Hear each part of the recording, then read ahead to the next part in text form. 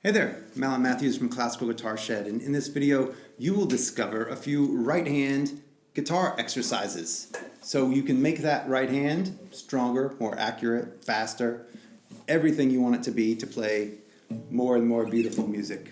If you enjoy this, please do subscribe to this channel. So first off, what is the point of an exercise? What is the point of a right hand exercise in particular? So first off, we want it to get stronger, right? So to get it stronger, we could actually just lift weights, right? We could do our crunch grip thing, or grip a ball of Play-Doh, or whatever it is that you would like to strengthen your hand in that way. But we don't simply want pure grip, right? We also want control. We want facility, dexterity. So there are a few things we can do. First off, and this is great for both hands, so you can just do them for both hands.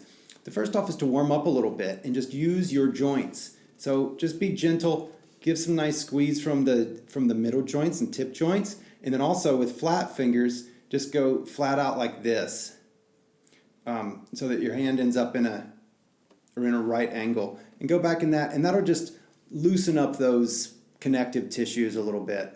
A little bit of that. Also, give a little bit of space between your fingers, doing that kind of exercise. So just doing those right there will already make your hands better, right? This is just a great warm-up to do if you're on your way to your guitar, if you're sitting in traffic anytime else.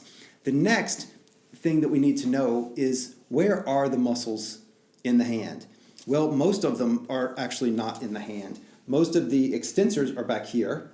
So the ones that actually lift our hand and get our fingers to move out from the hand. And then most of the ones that are used for closing the hand are right here. So they are in our forearm. So our forearm is responsible for a lot of our hand movement. So if you're really sore in your forearms all the time, then that's going to restrict your hand motion. So one of the things that we can do to warm up those muscles back there is the wave. And so starting here, and remember this exercise that we just did with closing the fingertips like this. I'll just do my right hand, but you can do both. Close those fingertips and then continue that action on so that you make this wave. And so you want to, it's not just a paddle with a straight hand like this, but use your full range of motion going down and up and back like this. And do this slowly.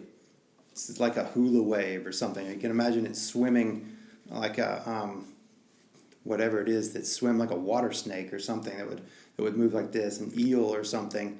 But doing this motion here, you will quickly find that you get a burn from it. You can start to feel the different muscles back here and over here and all of these places. So doing this away from the guitar throughout your day is going to be marvelous for your overall hand tonus and flexibility and strength and everything. So that's the first exercise, is that one. So warm up first and then do that. This is also a great warm up to do before you actually get your hands on the guitar.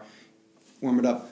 You can notice that you'll get a burn right there. That means it's working, right? As far as an exercise goes, that's working. So the next exercise we'll do is on the guitar, and with the left hand we can just mute the strings out. And what we're going to do is called rasgueados, and they're used in Spanish music. They're used in Spanish music a lot, but they're also just great for the hands, and they work the extensors.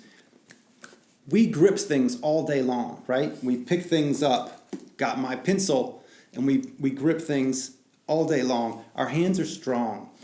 What happens is that oftentimes for guitar, we also need our muscles to be balanced. And so then working our extensors can just help the overall control and facility. So part of that is doing these rasgueados. They're wonderful for the hands. If you don't believe me, do them for a couple of weeks and see if you don't notice a massive change. So the way to do this, start with a thumb on any string, the fingers floating above the strings back into your hand, and then shoot just your little finger out, and then your ring finger, and then your M finger, and then when your I finger plays, bring the other three fingers back in, like that. You can watch this over and over if you want. So this is a pattern of 5 notes. So we go out with the pinky, ring, middle, and then when the index finger goes out, the other fingers come in. and then the index finger comes in. 1, 2, 3, 4, 5. 1, 2, 3, 4, 5. And this is an amazing exercise to get your hands really nice and strong, moving fast, and getting them better at doing what you're telling them to do. You can also do this on your leg or on your steering wheel or on the side of your chair. It doesn't have to be on the guitar. If you want to do this, you could also do a chord that moves up the neck. So any chord you want.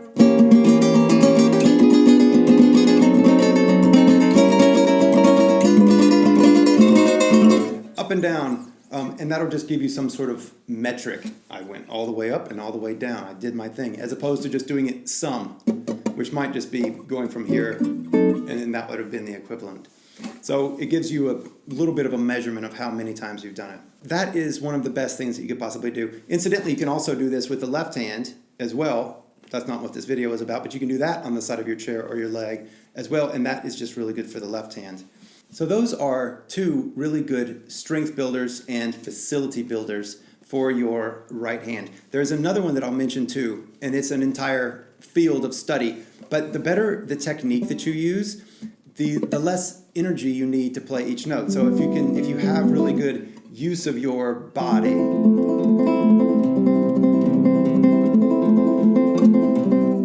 then it doesn't take a whole lot of strength to play it. So you don't need as many exercises as you need precision and accuracy. And so one of the things you can do there is to work on your classical guitar technique. And so the better that you are, and the slower that you practice, assuming that you can release any excess tension between each note. So just to even just do one note after the next, prepping, this is called, I call it quick prepping. If you can release all of the tension between each note, well, then you have less tension buildup, which means you need less strength. Each note is one little impulse and then it goes back to zero. As opposed to it building up and building up to where each next one takes more and more energy because you have residual lactic acid. Exact same thing could happen with your right hand pattern. So